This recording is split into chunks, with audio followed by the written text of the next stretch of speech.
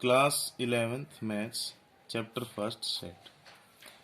11th class में जो first chapter है हमारा वो है सेट्स। चलो सेट्स के बारे में जानते हैं। सेट्स सेट्स होता क्या है? Sets is well defined collection of objects. क्या कहा मैंने? Set is well defined collection of objects. चलो इसका मीनिंग बताने से पहले मैं आपको बताना चाहता हूँ वेल डिफाइंड कलेक्शन होती क्या है। Well defined collection should not change from person to person. आप कंफ्यूज हो रहे होगे, चलो आपको अच्छे से बता ही देते हैं। देखो, जिस तरह मैं आपको एग्जाम्पल के तौर पे बताता हूँ कि हमें सेट ऑफ क्रिकेट प्लेयर्स बनाना है।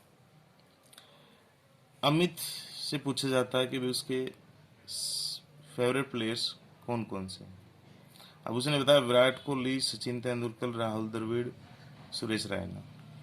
फिर सोनू से पूछा गया कि आपके फेवरेट प्लेयर्स कौन से हैं। युवराज सिंह, MS धोनी, रोहित शर्मा और जसप्रीत बुमराह। अब यहाँ पे देखिए, अमित ने जो बताया, सोनू ने जो बताया, वो एक पर्सन से दूसरे पर्सन पर चेंज हो रहे हैं। इसके अलग हैं फेवरेट प्लेयर, इसके अलग फेवरेट प्लेयर्स हैं, तो इसीलिए ये सेट नहीं है। क्या ये सेट नहीं है? जब दोनों के लिए, जब हर एक पर्सन के लिए कोई चीज सेम होती है, उसको बोला जाता है well defined collection. For example हम लेते हैं सेट ऑफ वोवल्स। अब वोवल्स अमित के लिए भी AIOU ही रहेंगे और सोनू के लिए भी AIOU ही रहेंगे। तो जो एलिमेंट्स या जो भी सेट सबके लिए सेम होता है उसको बोलते हैं हम सेट।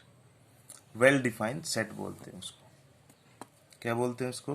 वेल डिफाइंड सेट बोलते हैं। और एक एग्जांपल ले लेते हैं, set of natural number less than 10। वो नेचुरल नंबर जो 10 से कम है।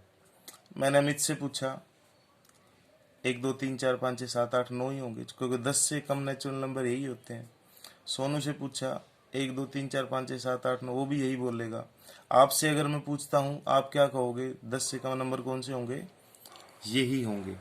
आप किसी से पूछ लो कि 10 से कम नंबर कौन से होंगे या वोवल्स कौन कौन से होते हैं, तो जो सभी के लिए होते हैं वो वेल डिफाइन होते हैं।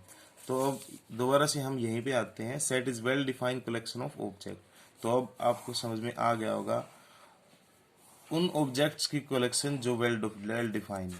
क्या हो? वेल डिफाइन हो, जो सभी के लिए सेम हो, उसको बोलते हैं सेट। चलो और जान लेते हैं सेट्स के बारे में। अब हम पढ़ते हैं रिप्रेजेंटेशन ऑफ सेट। सेट्स को हम रिप्रेजेंट कैसे करते हैं? सेट्स को हम रिप्रेजेंट दो तरह से करते हैं। एक होता है रोस्टर फॉर्म, या इसको हम टेबुलर फॉर्म भी बोल सकते हैं। दूसरी होती है हमारी सेट बिल्डर फॉर्म। क्या होती है? Set builder form. अब देखिए, सेट एक ए सेट है कोई। जब भी हम कोई भी सेट का नाम लिखते हैं वो कैपिटल लेटर में ही लिखते हैं। अब उसके अंदर हैं 1 2 3 4 5 6 7 8 9। इन सभी के बीच में कोमा जाएंगे, ध्यान रखना। और सेट्स हमेशा करली ब्रैकेट के अंदर क्लोज होता है। और जो ये एलिमेंट्स इसके अंदर हैं 1 2 3 4 5 6 7 8, इसको बोलते हैं हम element of sets, member of sets, objects of sets. ये हम बोला जाता है। और देखिए, ए इज इक्वल टू, ये एक सेट है कोई ए, ये हमेशा कैपिटल लेटर में ही लिखा जाएगा। वोवल्स का सेट है AEIOU, इनके बीच में कोमा है। और ध्यान रखना हमेशा कर्ली ब्रैकेट के अंदर जो एलिमेंट्स होंगे, अगर वे अल्फ़ाबेट हैं तो वो हमेशा स्मॉल लेटर में लिखे जाएंगे, अल्फ़ाबेट्स इन स्मॉल लेटर।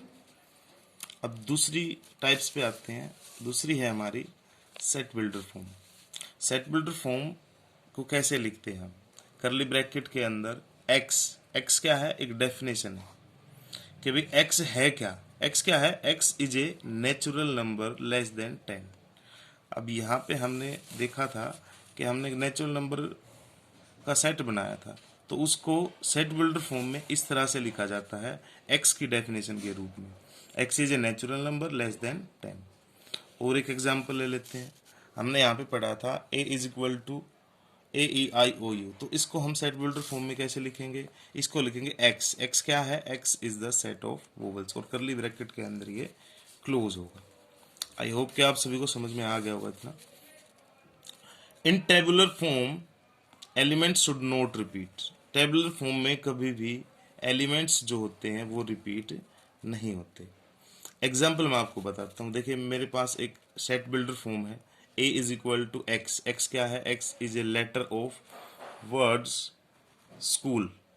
ये देखिए स्कूल, SCHOOL। तो अगर हमें इनको टेबुलर फॉर्म में लिखना है, मतलब रोस्टर फॉर्म में लिखना है, तो SCHOL, मतलब जो अल्फ़ाबेट है वो रिपीट नहीं होगा। S एक ही बार है, C भी एक ही बार है, H भी एक ही बार है, और जो है वो 2 बार है, तो इसीलिए O एक ही बार आएगा कि अल्फ़ाबेट रिपीट नहीं होगा। आगे चलते हैं। Symbol of set. Symbol of set ये होता है, इसको हम बिलोंग्स टू भी बोलते हैं। अब कॉन्सेप्ट ऑफ बिलोंग्स टू का हम देख लेते हैं। एग्जाम्पल के तौर पे मैंने लिखा ए इज इक्वल टू AEIO, ये भी वोवल्स हैं। तो देखो क्या ए जो है वो बिलोंग्स करता है इस सेट के अंदर? हाँ करता है, तो ठीक है भाई करता है। अब बी है इसके अंदर, क्या बी जो है वो ए सेट के अंदर बिलोंग करता है? नहीं करता है, तो इसीलिए क्या आएगा?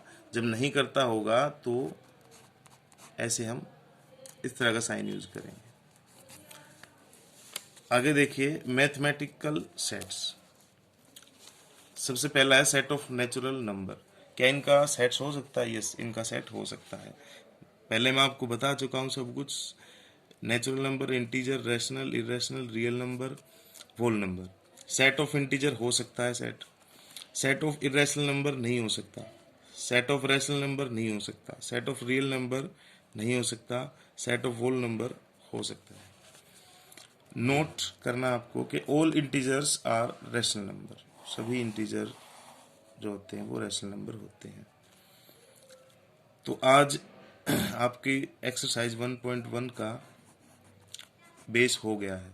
आपको इस एक्सरसाइज के सभी क्वेश्चन ट्राई करके देखने, और जो क्वेश्चन नहीं आते या आपसे जो क्वेश्चन नहीं निकले वो आपको मुझे व्हाट्सएप पे मैसेज करना है।